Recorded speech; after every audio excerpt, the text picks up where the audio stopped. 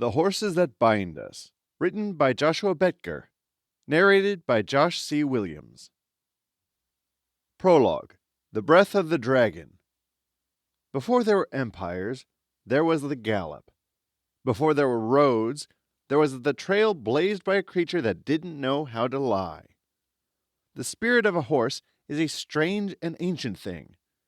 It is made of fire and wind, yet it is anchored by a sincerity that most humans spend a lifetime trying to find.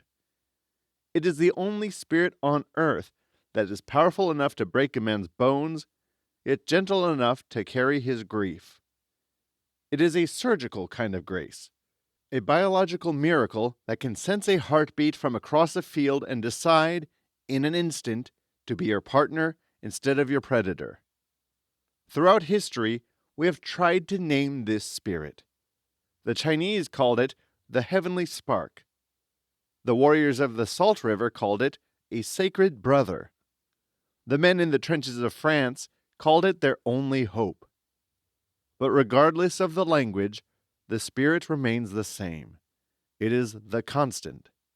It is the living energy that accepted our saddles, pulled our plows, and bled for our progress without ever asking why. This book is the story of that spirit. It is the journey of the ghost herd that walked through the fire so we could sit in the light. When you look into the eyes of a horse, you aren't just looking at an animal, you are looking at 5,000 years of integrity looking back at you. You are looking at a mirror that shows us who we were, who we are, and who we might become if we are brave enough to follow the lead of the One. Step into the mist. The herd is waiting. Dedication: The Guardians of the Gate. This book is dedicated to the ones who know that integrity is a verb that starts at 5 o'clock in the morning.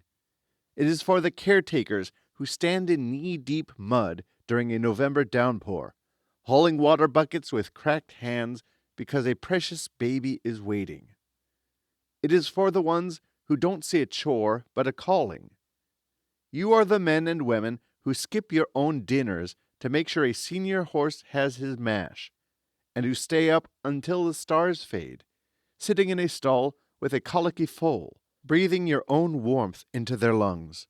You do it with a conviction that the rest of the world calls crazy, but we know better. We know it's the highest form of love.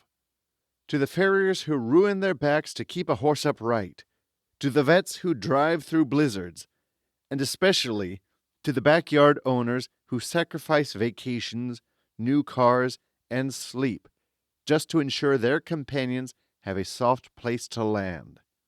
This is for you.